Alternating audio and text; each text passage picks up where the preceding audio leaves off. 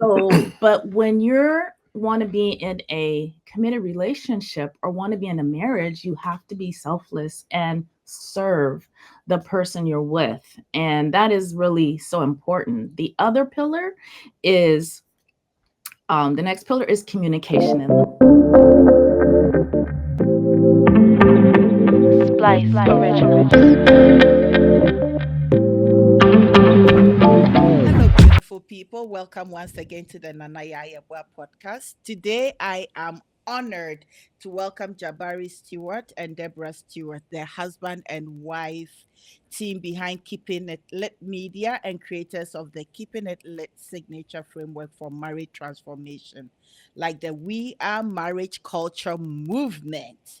Jabari serves as Chief Vision and Impact Officer and co creator, and together they are relational architects, curriculum architects, and speakers with a mission to help couples transform their marriage from fine to phenomenal, like the phenomenal woman sitting beside him. That's In right. this episode, we'll dive into their personal journey, the vision behind their work, and practical insights for building deep, thriving relationships. Whether you're single, dating, or long married, Jabari and and Deborah, welcome. And let's start from the beginning. Whew. In the beginning was the word, and the word was with and God, the God, word became. flesh, flesh, and dwelt among and us. Oh, dwelt yeah. among us. Amen. So let's put out some beautiful words of wisdom to our listeners and viewers wherever they listen to Spotify, Amazon, etc. Or if they happen to be watching us on YouTube, let's give them Yeah. something beautiful about marriage and relationships. Yes, yes, definitely. Yes. Um, Jabari, I like you, but I'm going to Deborah first. Please do. Yes, That's what yes. I do. My sister. I have adopted Deborah as my sister right now. So Yes, we let are me so talk to my sister. sorry. Oh, so I love beginning stories. I love beginning stories. So, what are your beginning stories like growing up? Deborah, you can start, and your vision or idea. How did marriage present to you? Yes, that's a very good question. I grew up in Orange County, California, to two amazing parents and an amazing brother. My mom and dad were married for 61 years until my dad passed away last year, actually. Oh, bless And his soul. I grew up in a beautiful home. I saw my mom and dad, I saw my dad show so much respect to my mom and, excuse me, Oh, sorry. um, I saw my dad really always respect my mom and always show her love. And I saw my mom respecting my dad. And they just had so much love for each other. And their love for each other spilled over into my brother and myself. So Yes. Mhm. I just always was looking forward to being married and, living according to, thank you, love, living according to God. They raised us to believe in God, and, we went to church. In fact, my grandfather was the pastor. My mom's dad was the pastor of the church I grew up in. And we loved going to church. We had fun. Our family was there, and we just always put God first. I always saw my parents put God first in their lives, and that's how they raised us. So when it came to marriage, I always respected marriage and knew I wanted to be married, and that was how I grew up. But having said that, growing up in our church, it was always there was always a little um I guess you could say, tension regarding marriage and Mm. roles. Mm, Our church was always all about roles. mm. So the women had their roles and the men had their roles. And it was always expressed in church as almost the women were slightly subservient to the men. And verses that was always stood out was, women, submit, wives, submit to your husbands. And I kind of just grew up with hearing that. So I was like, okay, I want to be married, but what about There's a this? little rebellion going on. So that is why it's so important that when Jabari and I came together and we really started, you'll hear our story. Oh yeah. You'll hear our story, but fast forwarding a little bit to our marriage culture, we believe in the whole Bible. And it says before that men and women, wives and husbands, are to submit to each other. That's it. And that I never even ever heard that verse when it came to marriage. So we bring the perspective of the entire word of God, and we don't believe that one spouse is less than the other. And we believe that God, put us together. Marriage is the most powerful thing. Yes, it You is. have two people coming together and just bringing the best of each other. And where one lacks, usually kind of opposites attract. So where one lacks, the other is supersize, and vice versa. And you put two supersized people together and God in the middle, you have that three chord. It says, the a chord of three is not easily broken. So you Right. put husband, wife, and God, and you have something so miraculous and supernatural and so powerful.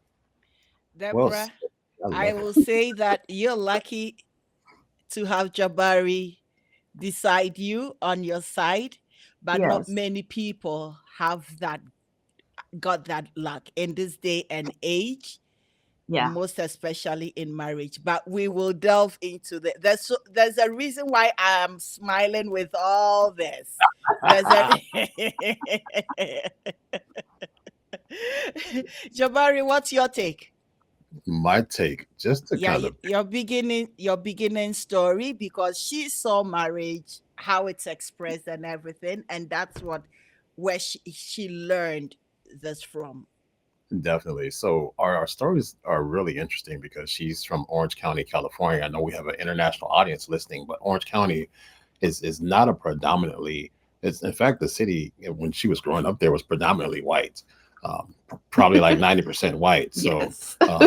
her experience was she was maybe 1%, in terms of African Americans in that Mhm. entire county, not the city, in the county, Orange County. So her experience was different from mine. I grew up in Compton, California, the birthplace Oh. of Crips and Bloods, and the birthplace of gangster rap.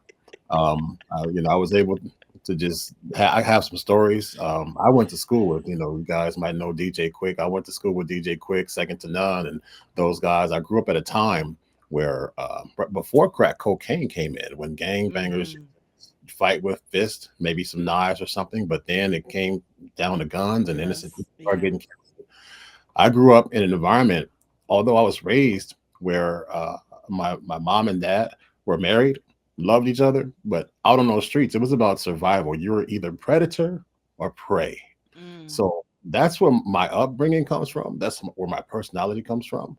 A lot of my skill set in ministry comes from that background as well. However, in marriage, just like Deborah said, it was so. I would think there are over 31,000 verses in the Bible, Mhm.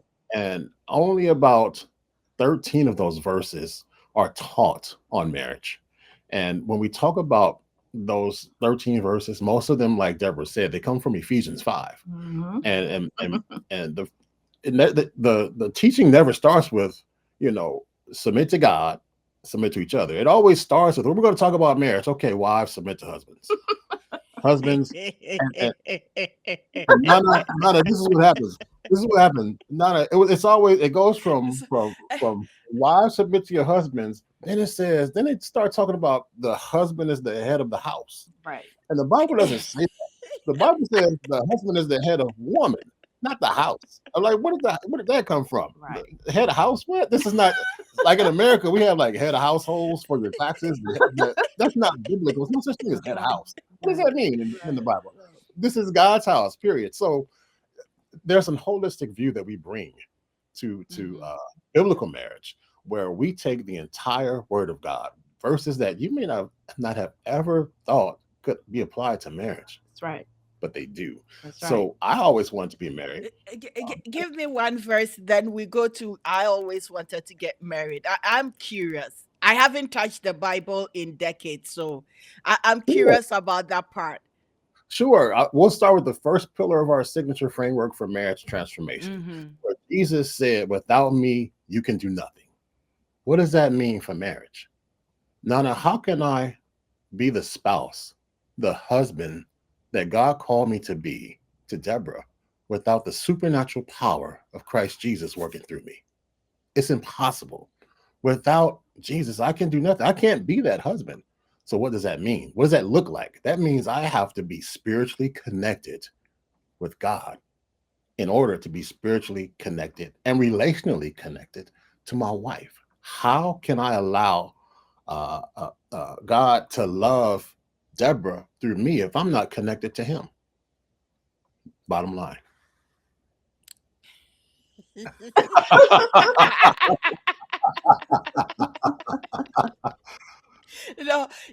As you say that, I'm thinking, so if the person is not a Christian, Mhm. and the Christian God is not the same mindset as, say, a person of Islamic background, or Yeah. for instance, being a traditionalist, where some our ancestry came from.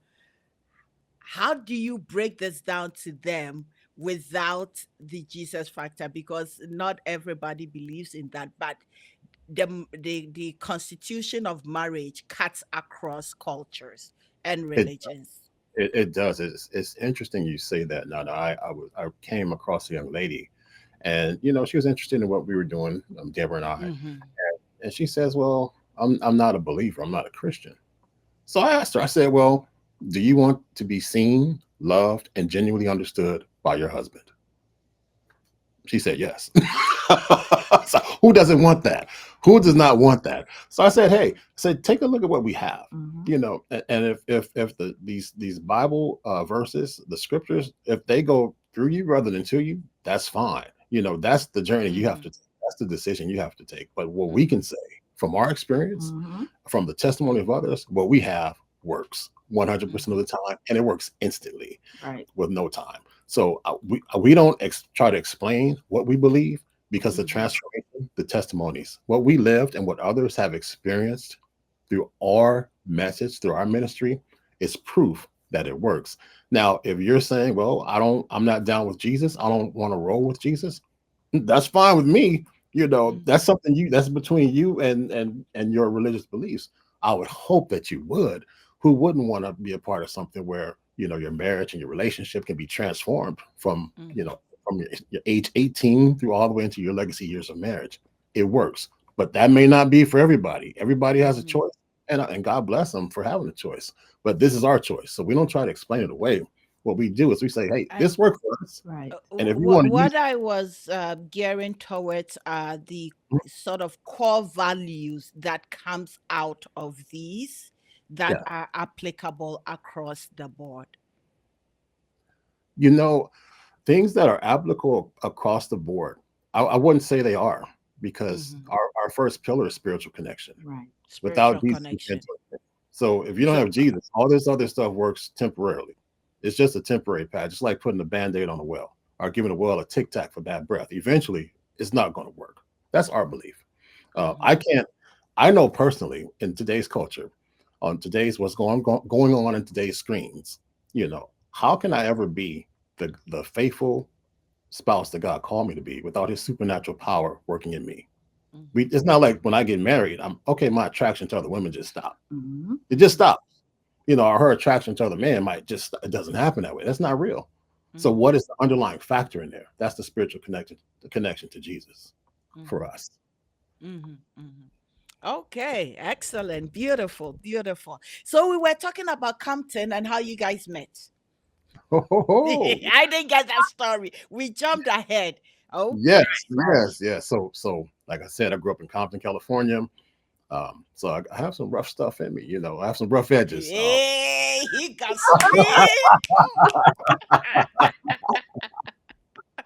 So I wow. So love this. yeah, it's I don't know if you know about now the Incredible Hulk, but it's like it was a show back in the '70s. Mr. McGree. Incredible Hawk. Oh Yeah, yeah. the Bill Mm-hmm. Bixby, Mr. McGee. You don't want to make me angry. You don't like me. What you wouldn't like me when I'm angry.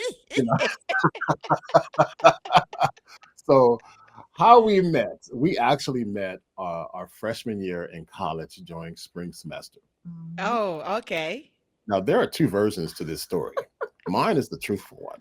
I, His is the De- exaggerated one. Deborah, I, I was about to ask you what kind of raps did he give you that you said, okay, I give you.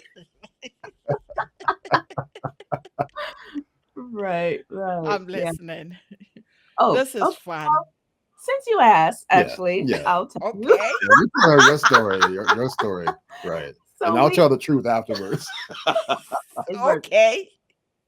We had Yeah. class together.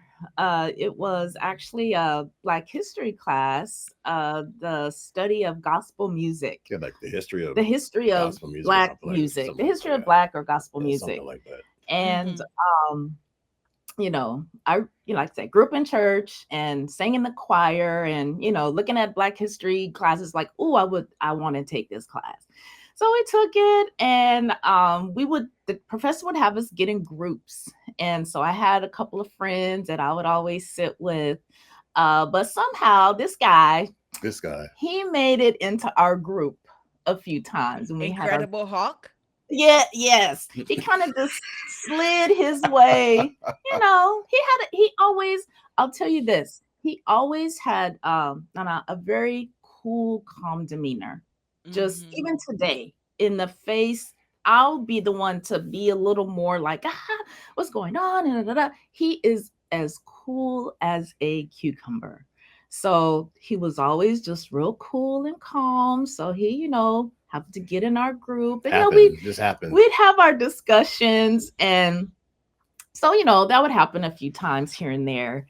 Mm-hmm. And one particular day, One particular day. One particular day. All right, let's hear this. So this is a one particular Let me take a sip of water. yeah, I'm I need to take listening. comfort. Yeah, 'cause, man, my goodness. one particular day, we were Mm-hmm. leaving We class, we the whole class, everybody, we were leaving class. Class was okay. over. So I'm walking out the door. Here he comes, walking a little fast to catch up to me. And he gives This me girl got eyes behind her head, right? he gives me a business card. Oh. It's black with gold writing. Gold foil, not writing. Gold foil writing. Yeah, He add gold extra. gold So foil. If you tell it right, if you're gonna gold tell it, foil gold writing. foil. And it It's says called marital conflict in action right here. No, Burn. yes, it's called a marital conflict, but this is what a very good friend of mine is saying. You behaving like a correction fluid. exactly. He always have a comment after the comment. Okay, so he gave me his card. It had his name on there, Jabari Mm-hmm. Steward, musician, and of course his phone number. So I'm like, okay. I must admit, I was impressed because we were freshmen. We were like 18, Mm-hmm. 18 years old. And I'm like, this dude has a business card. This dude, That's pretty impressive for an 18-year-old, right? impressive. So he was like, "Oh, would you, write your number and then another card? Would you write your number on the back?" So I was like, "Okay." So I did that, and he called, and we start talking, and the rest is history. of that's how we met. That's the first That's the phase. first phase. That's actually Yeah, that's phase one. phase one. That's phase Phase Oh, one. one. Phase one. Yeah, okay. that's a And pretty then good. phase two. That's a good story. I almost believed that. That was a pretty good story. It sounds like a beautiful love story. Normally, when what I read in romance novels, and then as you reading and it's going nicely, there is a little bit of conflict somewhere, and then the conflict is resolved, and Yeah, then we have this part that after years of marriage, they still going strong and haven't learned their lessons. What's your definitely. take? My takes. Well, I Mm-hmm. don't know. I think she always ended up in the group I was in, as opposed to me ending up in the group she was in. But the rest of the No. story is kind of like that. So you talked about the conflict part. There was a tragedy in that story. So we actually dated and were together for about Yeah, about 2 years, couple years. about a couple years. But I would say toward the ninth month or the end of the first year, the calendar year of the first year we got together, my mom Mm-hmm. passed. My mom Oh. actually had a stroke on Christmas Day, and she passed 4 days later, Oh, back in 1991. And we stayed together, Wow. maybe about 6 months or so after that. But we broke up amicably during that time. And but we always kind of kept in contact with each other. That's when email was like a new thing in the 90s. So It right. was, yes, yes. we were on email like it was Instagram, Right, right, right. and so Deb would always send me like emails, not always, but periodically. She would send emails like it's a concert here, or this is going on at my church. She was always trying to get me saved, even though I already was. You Let me thought you were. let me add one interjection. Yes. Since his mom passed away while we were dating, I always felt, not obligated, just a connection, or just always around Christmas time. I just always had to just check up on him and just kind of see how he was doing. So if we never, and initially, of course, we, would kind of stay connected, but as the years went on, usually at around Christmas time, I would definitely, send an email or just check on him Check and, on and him. how Yeah. he was. Yeah. Right. So 30 years later, I was. Well, let's back up. I got married, and we went our own separate ways, Yeah. and my marriage Mhm. failed. And a lot of what we teach is coming from that from that part of my journey, and Deborah has her journey that she's bringing to the table as well. But I had come from a failed, Oh, and I was like, oh my goodness. And so I I thought think it continued throughout. no, like you said, No, we conflict have and two tragedy. part, yeah, We conflict and two tragedy. divergent roads Yeah. of two different paths. So you Deborah, went your path, lived life, and it didn't go according to plan. And Deborah also went her way, and it didn't. But both of you learned life lessons oh and yeah, brought Yeah. it together. the So hard Yeah. the way. bringing together Mhm. that Yes. brought us here today. That's What right. was Yes. that story? So my story, a failed marriage. I have two sons from that marriage, and during that time, I was like, Lord, I can't be single. I'm not the kind of guy. I'm just gonna disappoint you, Lord, if I'm single. I'm just being real. So I'm real. So I prayed and I asked the Lord, well, this is the type of wife I want, and He laughed and said, okay. and Deborah, go back there. and then Nadia boy, guess what? I got on Facebook a message from Deborah. She responded to a comment that I actually I kind of was venting. I never do this on social media, but this day I had a hard day at the job. I was working as a banker at a large bank here in America, and it was really bad, and I felt really sorry for the interaction with the customer that I had because they were going through some hard stuff. I mean, some life impacting things, and that they couldn't control. I couldn't control it, so I was really down, disgusted, and depressed. And I just kind of vented because it drained me to have to minister to this person. And I did that, but I was still drained and kind of sad and depressed a little bit. So I vented on Facebook, and she dropped a comment on that post. That got us together to this day. So Even though I am not whatnot, I believe that it was already pre-written in the universe for that to happen, for you to get that trigger, for her to be there, because she, it seems, has always been there waiting for you, looking out for you. It was you, Mr. Jabari, It was me. who did not know where he wanted to be. My girlfriend here, my sister Me. here. I don't make me start preaching. Don't make me start Preach preaching, on, because preach on. I believe things don't happen out of just happen. It is often preordained. There's so many doors of opportunities opened for us, and the creator is waiting for us to make the right move. And you, venting, say, you've been asking me for this. I'm going to see whether you really see what I have right in front of you, because it's all, she's always been there. It Yes. is you. There you go. There you go. It was me. Yeah, that's right. I had It to be was ready you. for what God wanted to give me. That's right. Yeah. Yeah. The food you wanted to eat had always, you see, my accent is changing. The food you wanted to eat has always been sitting there. Jabari was doing shakara. I want this. I want that. I want that. I want that. Deborah was waiting. Mhm. Deborah, thank you for being a blessing unto Yes. Thank us. you. Lady.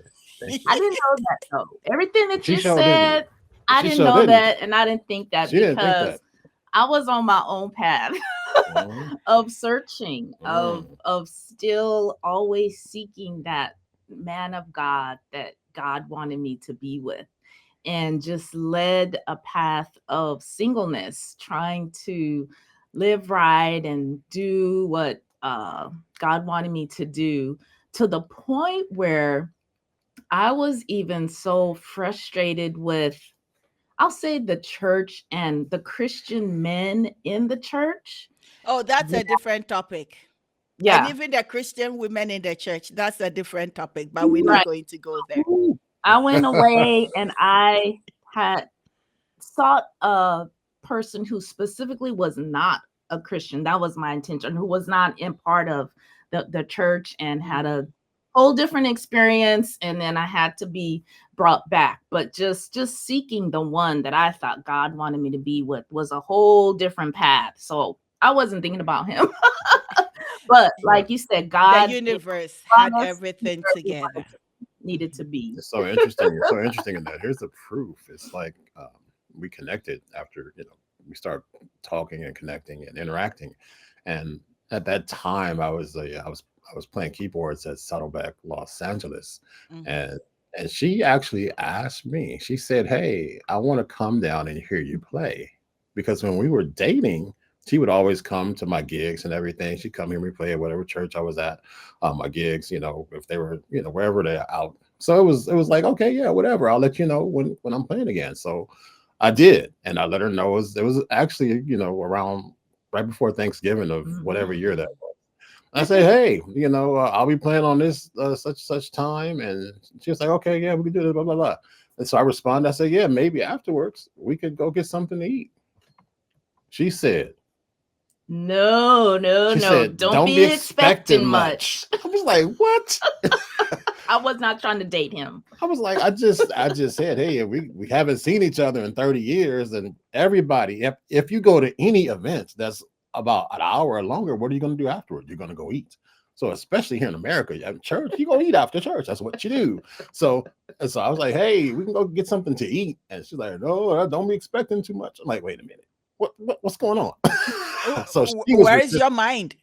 Yeah, I'm like, what am I asking you for? Like, come on. But it all worked out. Yeah, that It worked it, it it it did.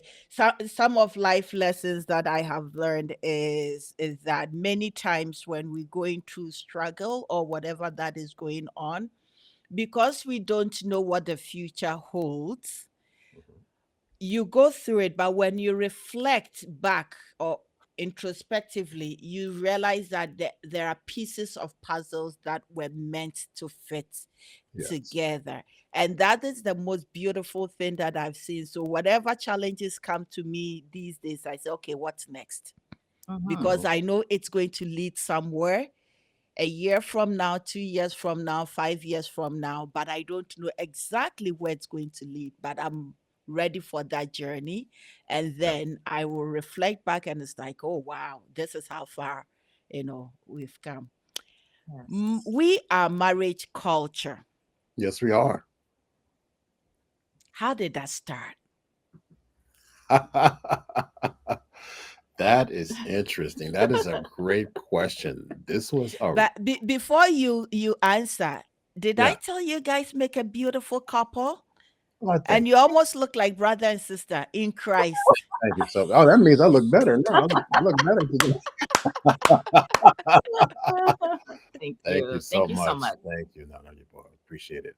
How did we our marriage culture start? I think we Deborah expressed earlier her frustrations and just how the church is teaching marriage, especially towards women. You know, it's Right. kind of a chauvinistic thing where it's only kind of like one side taught. Mhm. And what from our experience, God just gave us this revelation that the marriage journey begins long before your wedding day. Yeah. It starts when you're single. Mhm.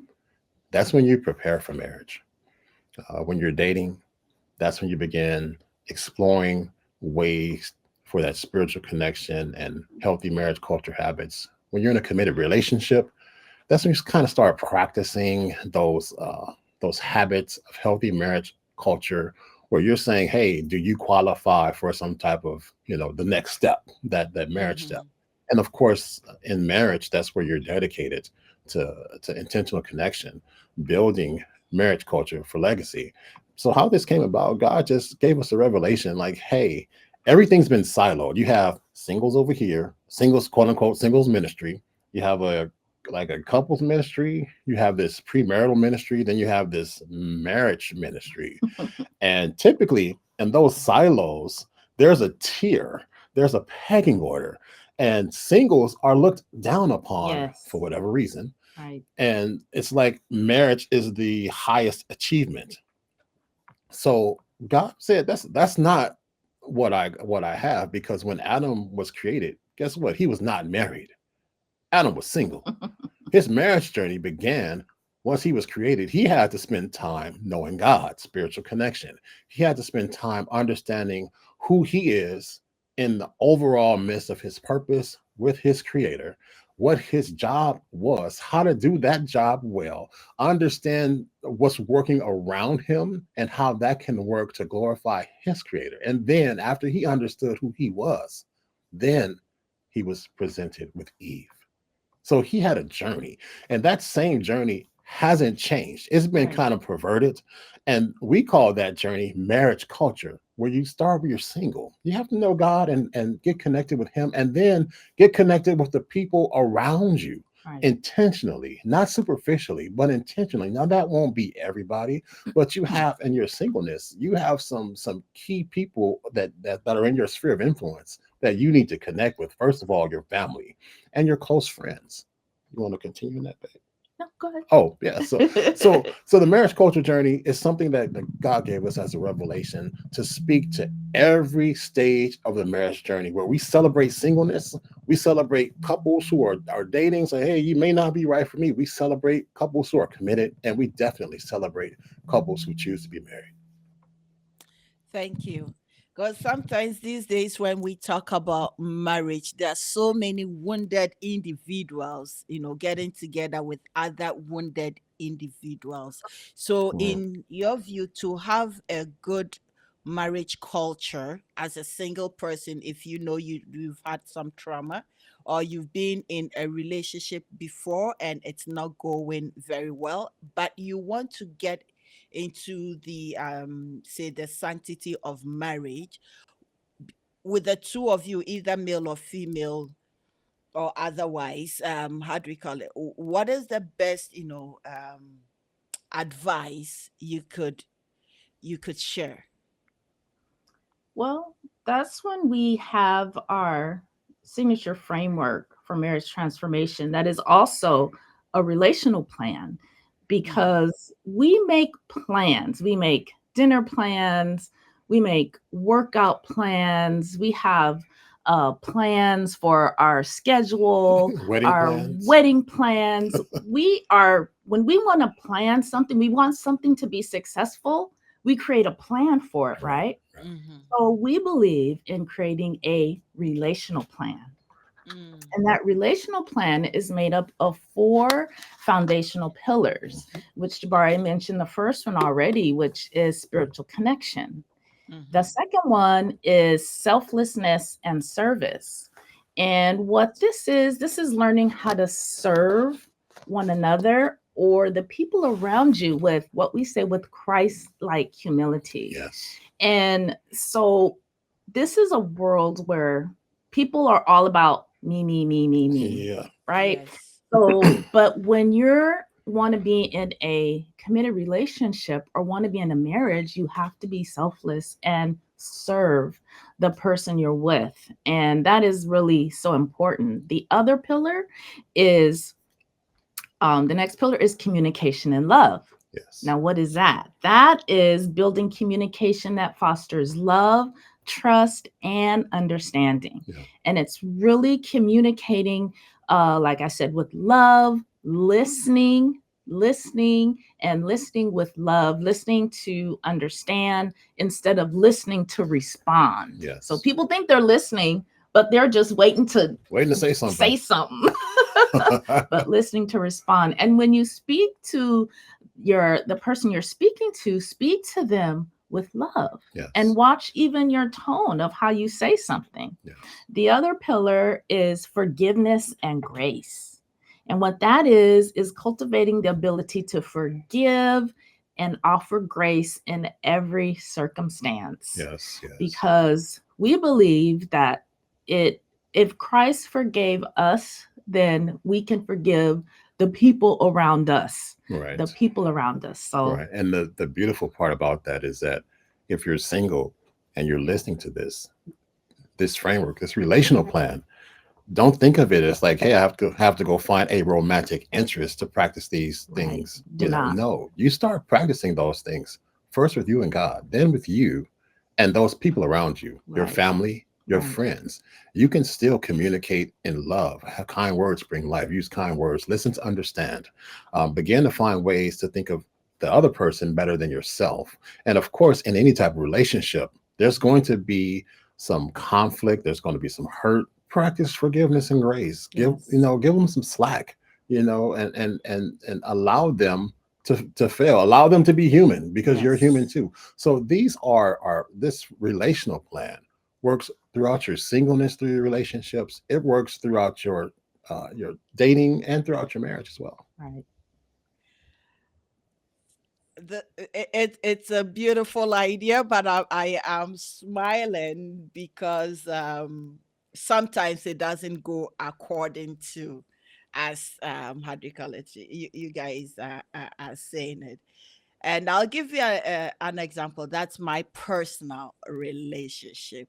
Once upon a time, I was married, and the long and short of it was maybe more of communication, attitude, and behavior, and language. Those were the key factors, and I think I pointed all of those out to my partner because I realized that it's going to be a problem if there are no checks and balances to Yeah. that. To Mhm. make a long story short, there was a situation which I addressed, and I'm very mindful about what I say. So I know I did not use a language that is demeaning, or but when you get another person whose reception of even you know anything as in they feel attacked, they put a high wall, close a gate, block, literally block me for about a month. Yeah. Yeah. Don't talk to me because it was a long distance marriage. Yeah. Don't talk to me. and then come back a month later. I say a few things. As an Akan woman, if you marry me, traditionally you take drinks and stuff to my family.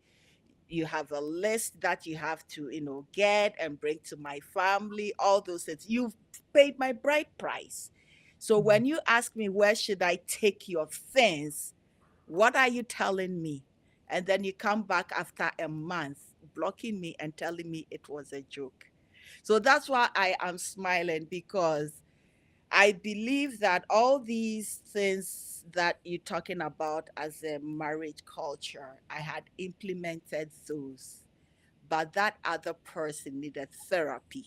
And I was trying to get them to go check yourself because you got some serious issues to deal with. That's a Eventually, I walked out because there was no way it was going to, you know. yeah, that's a great share. Our relational plan, it does not work if both parties don't work it. It's like a car. You can Yeah. start the car up. You can put gas in the car. You can wash it. You can put your seatbelt on. But if you never take that car to park and push the gas pedal, it's not going anywhere. You It's a know, partnership. it's a partnership, Yes. and what you've mentioned was really key because it's not just the framework, it's Hmm. the implementation of it. Yeah. And we liken it to Kobe Bryant, who was one of the greatest two guards to ever play the game of basketball. Hmm. Now, Kobe Bryant worked out relentlessly. He would be in the gym 24/7. He would be in the gym well before anybody else would Yes. work out. In fact, when it was time for the team to practice, Kobe was in a full drenched sweat because he's Yes. been in the gym since 2, 3 o'clock in the morning. So, Yes. Yes. our relational plan, it Hmm. allows and it empowers you to go through Hmm. the reps, because it's one thing for me to tell Deborah something or for her to Mhm. tell me something. It's different when we're going through the reps We're of doing it. building doing marriage culture. See, if we're doing it when emotions are not on the line, if we're doing it when the small things come up, if we make it a culture in our marriage to Hmm. say, hey, these and we do have a conflict to connection kit that gives you those rules, Right. those Hmm. guidelines to take the negative emotions out of your words. Because when Yeah. we're hurt, what do we want to do? We want to Hurt. hurt back. Yes. Our framework, we have a mirror framework inside this Hmm. communication thing for when conflict comes up, to say and to address, like you said, you addressed it as a sensible, loving woman. You did it the right way. But his response was not within that framework. So Hmm. when we hurt each other, there's conflict or there's an arc between one another, we have to come to each other first of all in love. First thing we need to do is pray before we even come to each other, so we don't say the wrong thing. And then we have a framework that takes Yes. all the negative emotions out of words, but Hmm. allows us to express our hurt and our expectations to one another without Hmm. belittling, without hurting one another. And Yes. then that allows, and see, this is the key. We believe the crucible of conflict is the pathway to deeper connection Right. if it's managed right. That's why that first pillar is so important. If it's managed right, the crucible of conflict is the pathway to deeper connection. We've lived it. We know it. I know Deborah better now because of the conflict that we've been through together. Right. Same thing. Like with him, for example, there was some things that I would do that would always upset him. And Hmm. to me, in my mind, I'm like, that is not even a big deal.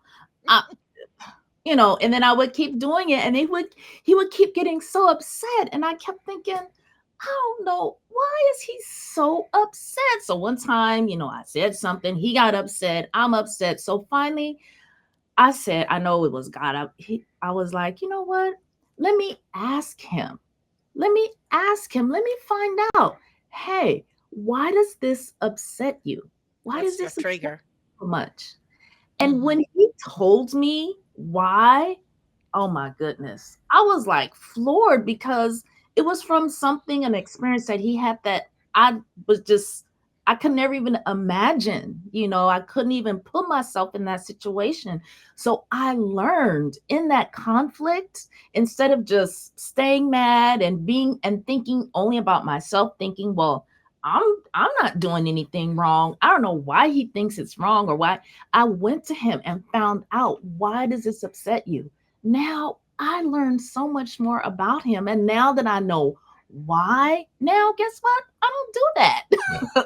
that. I'm conscious. I'm aware that even though still to me it's, Minor. I can say minor or it's not wrong, but it's not about that. And all the time we have to think we're on the same team. Same thing. We're on the same Mhm. team. We're trying to do this thing together. So as his teammate, then, let me figure this out. And once I found out, it's like, okay, well, I'm not gonna do that anymore. I'm not gonna say that It, because now I know why. And it's, it made me just love him even more. And then I found out about myself too. it's right. It's interesting you Yes. said that because a lot of conflict is dealt with the wrong way. We want to go to the person and say, "Hey, you did this."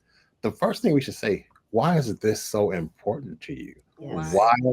Why is this? Why do you do this way?"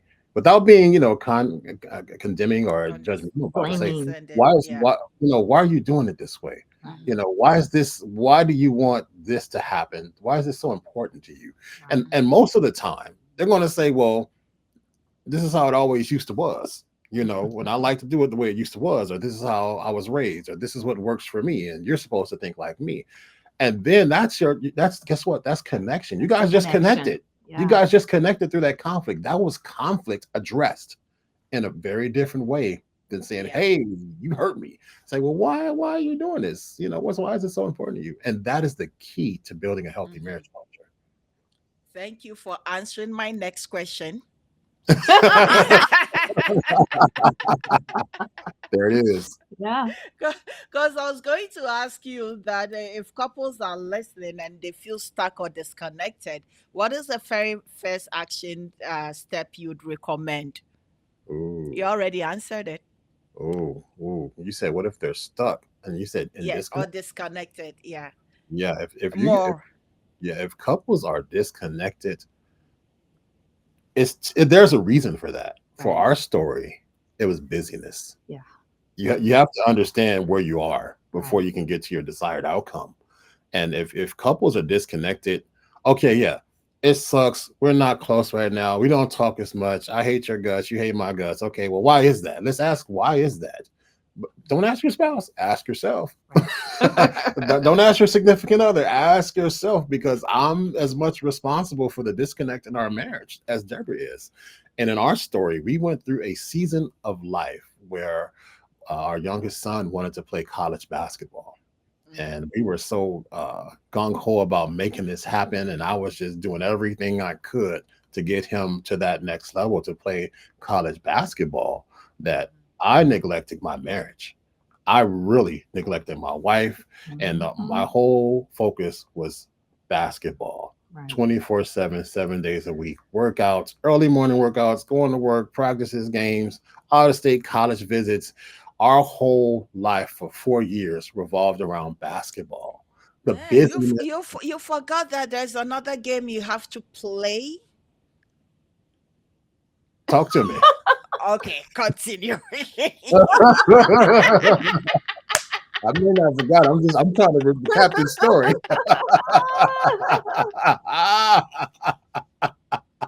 so, Okay, I'll so behave.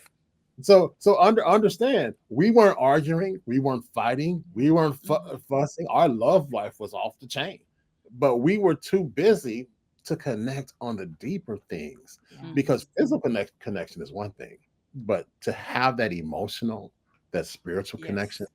that's Yes. another thing. And that Yes. our that busyness eroded all that because we didn't have time to nurture those qualities in our marriage. We start showing up more for our schedules than we did for our. Mm. Yeah. It was to the point. I mean, we were so laser focused on getting this our son into college that I really felt neglected as a wife because Mm. it was never, we used to, always, do stuff together. We had our Friday night date Oh nights yeah. and we were spending every Friday night in a basketball gym and or driving, sometimes separate cars. I'm coming from work, he coming from work. Okay, where are we going? Who's picking him up? Who's doing that? Where Mm. there was nothing about us, and all that was gone. And I was even getting frustrated to the point like, I didn't sign up for this. Is this even the man I'm is this the man I'm even supposed to be with? Listen, Because husbands, listen. I'm just like I'm Mhm. just nobody right now. It's just basketball and our son and doing this and doing that and being here and being there. But even though I was having those feelings, I pushed them to the side because Mhm. as moms, what do we do? Our children, right? So I Mhm. knew how important it was to get our son into college. So Mhm. all of my own personal feelings about even about our marriage, even though Mhm, it's about the two of us, mhm. Mhm. push that to the side and Mhm. we continued down this path where we just got Busy. farther and farther apart Apart. Yeah. emotionally and to the point you it really to the point where he went away to college Oh and wow. Yeah. you This know part. we went Yeah. away to college And and what we happened? were like, we can't wait till he goes to Right, we're like, college. ooh, we Oh, can't we wait. gonna have date night again. We'll be able to, get things back rolling again. And we were so we had PTBS, post travel ball stress.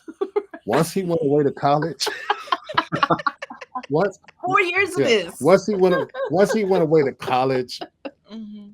Nani boy, all we could do was just sit on the couch every night and decompress Right. from 4 years of basketball running our Wow. lives. we Wow. we couldn't even have deep conversations. It was too much. Yeah. We couldn't even go on date nights because we were so emotionally and spiritually empty It- at that point, and we had no connection between us. So it's just like if you like work out or you run or something like that, you're just so tired. Only thing you want to do is just kind of just be still. Sit down. That's Mhm. it. You don't feel like eating. You don't feel like you just want to sit down and just kind of recover. And we were in this post travel ball stress where we just sat on the couch every night, just kind of like existing. Our Mhm. marriage was not growing, it was slowly dying. Again, we weren't arguing, we weren't fighting, and we weren't fussing. Love life was on hit, but spiritually, emotionally, we were just disconnected and drifting through. Yeah. Yeah. How And then how did you reconnect it? well, the day after we came back from visiting our son in college, because he was there and we're like, oh, let's go make sure he's good. We went to visit him. Literally the day after we got back, that's when my dad passed away. Oh, And sorry. that really just shook me to my core because I'm a total daddy's girl. Yeah, And it really just I didn't even know how to even respond. I was just numb and I just went into just busy mode again in that trying to Mm. get everything ready with my, work with my brother to get funeral arrangements, taking care of mom.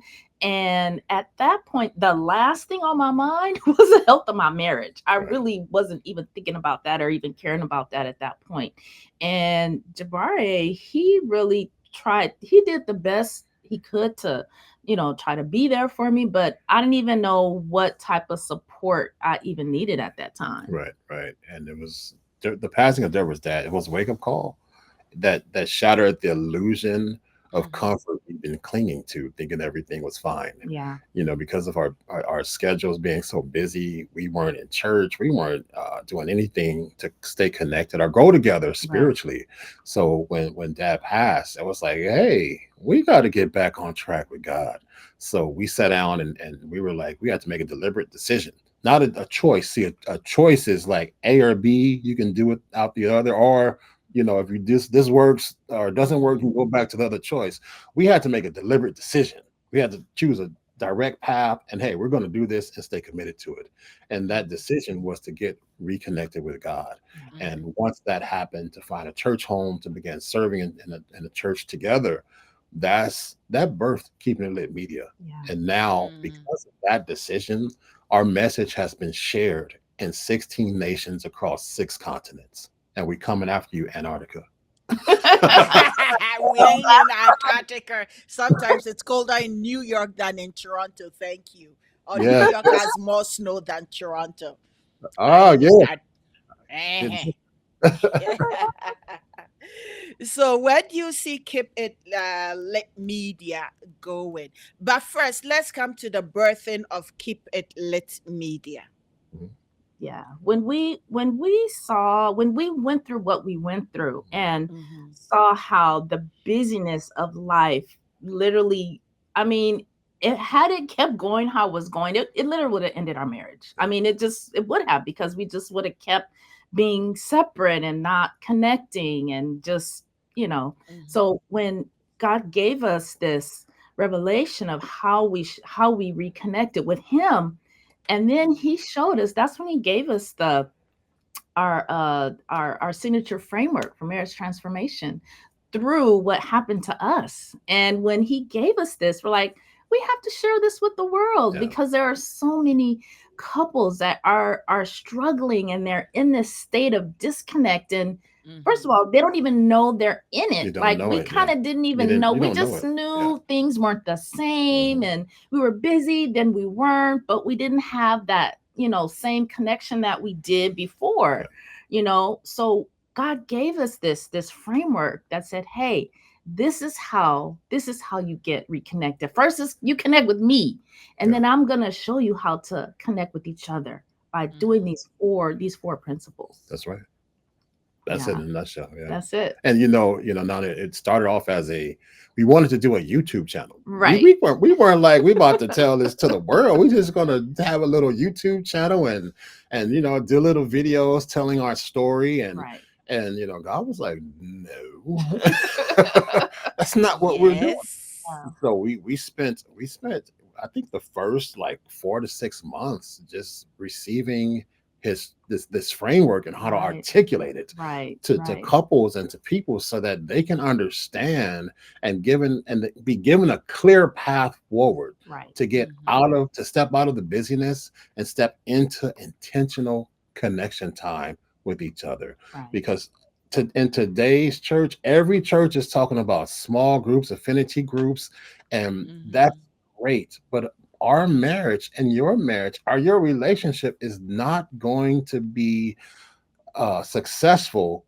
with an affinity group, because at the end of the day, I have to come home to Deborah. Deborah has Mm-hmm. to come home to me, and Mm-hmm. we have to have a relational plan that works in every season of life. An affinity group is not going to be there at 11 p.m. on a Tuesday night when we're having conflict. That's right. Mm-hmm. That's right. Bottom line. So our framework helped birth our message that God is just taking to the world, and we're so humbled just to be used to do this. Excellent. Thank you so much. Thank you. So, what do you think? How would your work evolve to meet for the next generation? I'm seeing the Gen Zs and Ys and God knows alphas that are being born with this in this incredible time. How do you think your work is going to evolve to help them, engage them, and keep them lit with marriage? Yeah. Well, it's unfortunately this our framework is for all generations, because they're Mm, principles. They're mm-hmm, principles. They're godly principles. Just like, if you say, just like you have gravity. Gravity is mm-hmm, a mm-hmm. principle. Yeah, it works. It works. You could say, I'm gonna jump off this building and I'm gonna fly, Yeah. but if you're not in an airplane, or you don't have no Wings. some pack or wings or kite or something, Parachute. you gonna drop. Did you say a kite? Not a kite. I mean, not a A kite, kite. but you know what I mean. You You know, trying to get something. people killed, boy. Go get you a kite. Jump off a building with a kite. I mean, like hang gliding. I like the kite part. I think we should sell some jumping off building kites. You're not in no hang glider or something. You gonna hit the ground, and I that's gonna love be it. it. You funny. So our what we have, they are principles. They are Mm-hmm. biblical That's right. principles that work in every season when implemented. Right. Yeah. And The whole point is you got to do it. the key part here, you mentioned these younger generations. See, you and the three of us grew up before there was a such thing as these screens in our hands that we're looking at all That's the time. true. Right. So now these younger generations, and not to y'all fault, y'all don't know any better. We grew up at a time where you spoke to one another. Right. where you didn't pass another person without saying hello. Hello. How are you doing today? You didn't stand in line and with somebody in front of you without turning around and say hi, hello, how are you doing? Right.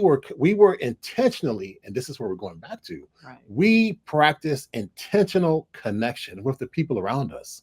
Now, these Mhm. screens don't allow you to do that. These screens have caused you to be emotionally, spiritually, and socially Unavailable. and relate. Exactly. You've been siloed and unavailable because all your attention is in this screen. Hmm. But Swipe guess, left, swipe right. but guess what? Guess what? We got something for them. Text. Not only are these principles that work every time, we're not going to even take you off your screen That's right. because we have the Lit Marriage app that's going to drop November 21st. And Oh, with your screen, cool. you can learn these principles and implement a relational plan that works no matter where you are in the Mm. marriage journey. We have something for singles, dating, Yes. married, everybody on that Live Marriage app. People, you got to know yourself even before you get to know the other person you are going into. For that, I always say that. Even Yes. within my profession, and when I am doing preceptorship for nurses, last 12 weeks before they go full time, I always want them to know what their five top values are that drives their moral compass. Mm, Otherwise, forget it. You cannot be a good human being if you don't know what drives your moral compass. there you So, go. Mhm. values, I keep hitting values, values, values, values. Yes, What that's are great. your values? Yeah. Dignity, respect, accountability, all those things. Get to know what drives you. Then you know how to connect with other people. But if you don't know, and like you said, awareness, listening, like active listening. And if you Yes. don't know, you practice with your family. That's That's right. right. That's That's it. That's right. it. That's That's what you it. do. That's it. That's it. Favorite connection ritual that you guys engage in? Favorite connection. Oh, no, no, no, no, no, not that one. No, Oh, no. It took oh, me a moment, but oh, okay, favorite okay. connection ritual. One Find of out. them. It's, One. We have, you let know, me answer you know that where my before mind we went. Oh go my somewhere goodness. else. Your podcast has been banned for life. I, No, the FCC has fined you. You are no I don't longer know. on Maybe air. the laws in Canada are I different. don't know. No. They might be worse. Oh my goodness. no, Canada, we good. Okay. Let me I answer that. couldn't say what I was about to say. Yeah. Keep that to yourself. Yeah, I am. Keep that to myself. Let me answer. Oh, We we Yes, keeping it lit. let me that's answer right. that. We Mm, we have every day when we get home, when we settle down and just, just sitting down, we ask each other, what is your God highlight today? your How God did highlights. God highlight? How did God show up in your life? What little miracle did God do in your Mm, life Or today? how did he Or show how you did that he, he loves you? yeah, how did You know, God show mhm, you that he sees you right? and he loves you and he values you? And just doing that, for one, number one, it connects us to God because Yeah, it lets us see, yes, oh, you know what? This is what he did for me today. And then we connect with each other because we're sharing that. We're sharing that mhm, moment. We're talking, we're communicating intentionally, sharing mhm, those moments. And most of the time, well, pretty much all the time, what I say inspires him. And then what he says inspires me. yeah, So that is something that we do that is really the one of the best right. things Yeah, that we it's do. it's it's amazing because we mhm. used to watch a lot of television, We did. and I'm Netflix was our Netflix. Oh friend. my goodness! So now we don't watch much television at all because we're too busy talking. We'll talk for like 5 hours. Right. We'll come Oh, home from work and nice. we'll sit on that same PTBS couch, and that couch is now a connection couch. Right. Where we'll talk for 5 hours and well into the after midnight, just Right. talking Yeah. and not arguing, but talking, learning about each other and hearing one another, and just practicing healthy marriage culture where we're Right. actually practicing listening to understand, Right. learning how to support one another and affirm one another. Say, hey, thanks for sharing that. I appreciate that. Right. And just Right. sharing our dreams, our goals, and our perspective with Mm-hmm. one another. And just that's kind of our highlights of the day. I'm going to piggyback on it. Is there a word or a phrase that you would intentionally use to encourage your spouse? A word or phrase that I would intentionally use to encourage Deb. Like Deborah, what you did today was so magnificent. This is the reason why I think it was a magnificent thing you did, or a Okay, that's great thing you did. for me. That would be outside my wheelhouse because I'm a musician. So variety, Eh. variety is like my thing. It's like our goal is to play like one song 500 ways. We can play Twinkle Twinkle Little Star, Happy Birthday 500 ways. So, I like to come up with fresh, new, and creative ways to actually show my love toward Deborah, whether it be verbally, physically, Mhm, emotionally. So there's no one mhm, phrase that I'll use. Mm-mm. Always, I might say, Deb, you rock, or you go, girl, or you doing it, whatever. But I have so many, because I don't want anything to get stale. Right. So it's mhm, just an infinite. I try to, when you allow God to love your spouse through you, God is infinite.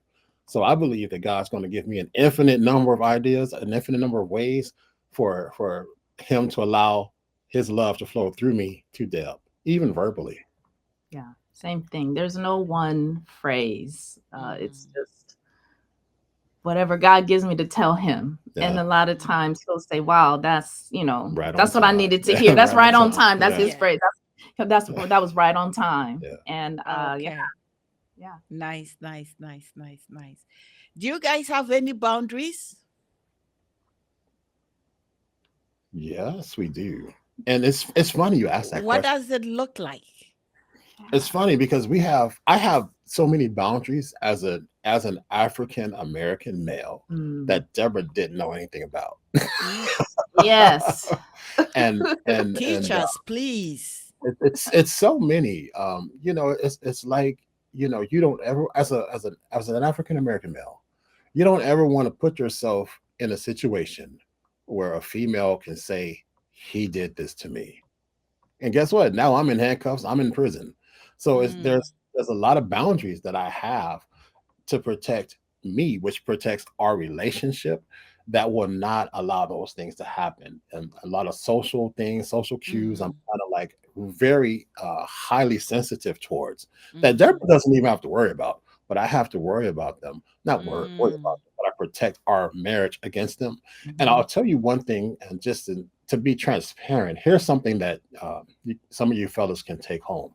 I tell Deborah, if it's ever a woman that I feel I just have to have sex with, she gonna be the first to know because mhm, she's gonna check me. So I said that to say this: I am transparent with my wife.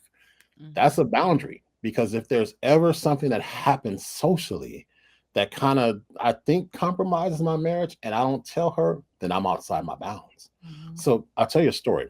This happened this year. There was a woman at church, and she came up to me and she was speaking. Now her husband was like, should I have to start praying? "Oh no, no, Continue. this is a good story. This is a good story." Yeah. She came with me at church. I was kind of talking to her husband for a minute, helping him out with something, and her husband was kind of like standing maybe 5, 10 feet away, and she came up to me and she was talking to me, and as she walked away after our brief interaction, she put her hand like on my chest and like rubbed it like that and walked away.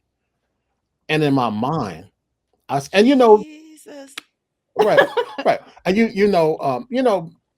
in church culture, a lot of people are touchy feely like that. But if I No, did that, not touchy feely like that. Touchy well, feely like this. there Right. you go, there you Right. go. Right. Right. Now, in my mind, I was like, if I did that to a woman, just rub my hand across her breast like that, that's a crime.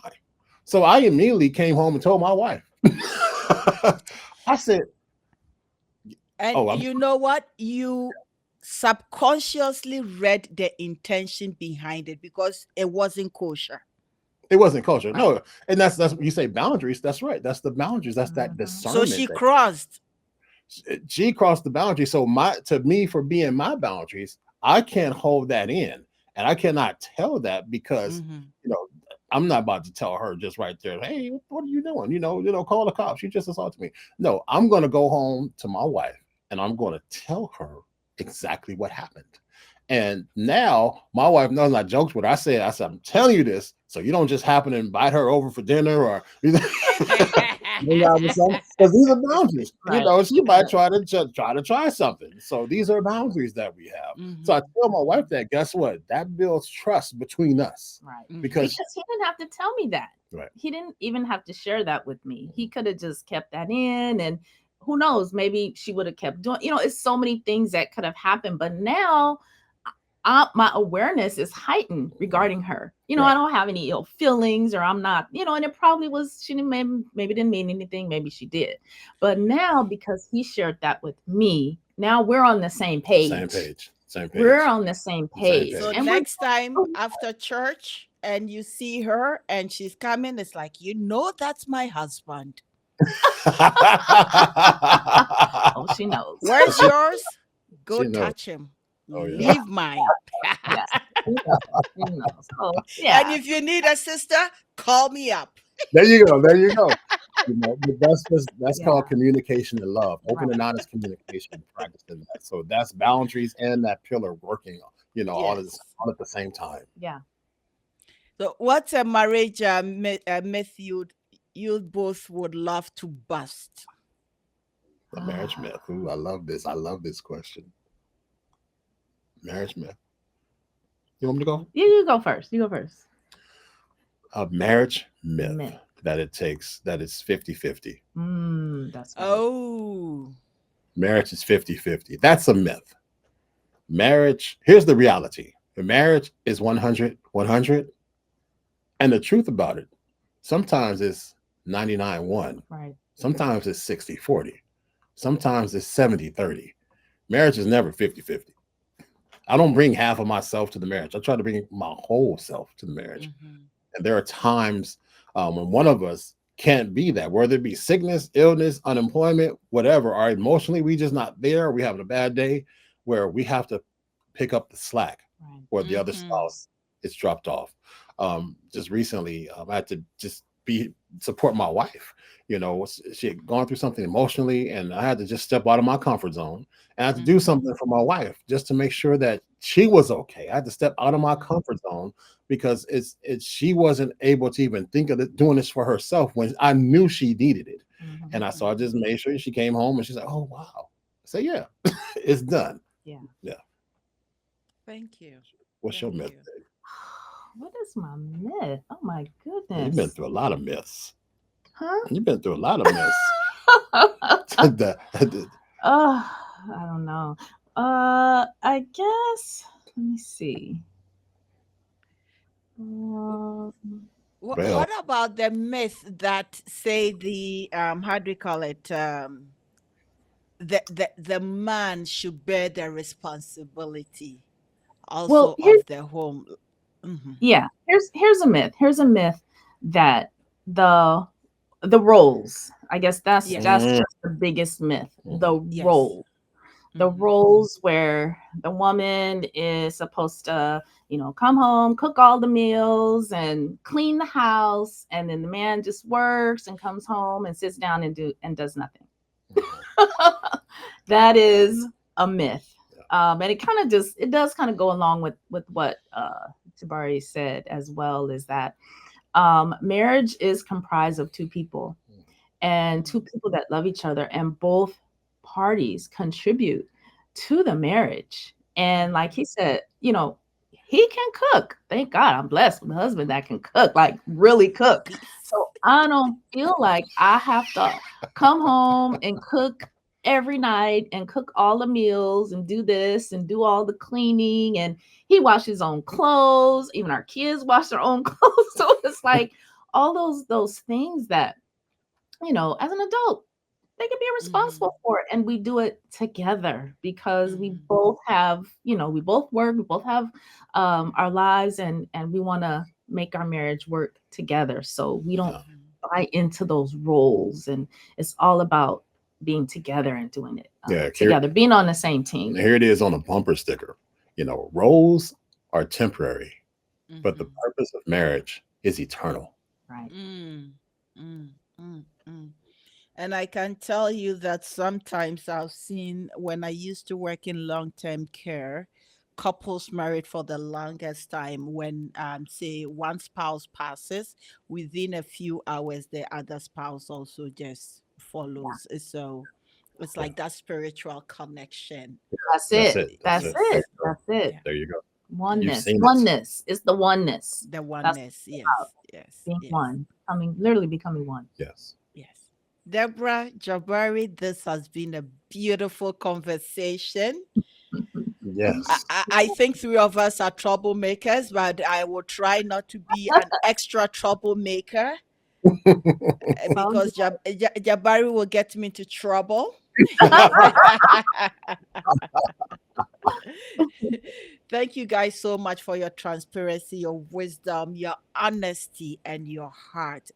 It's I didn't know what to expect, but I am grateful for both of you, your lives, even for the journeys you've gone through that has brought this refinement out of you to be able to share with, with couples, singles, and etc. in the world.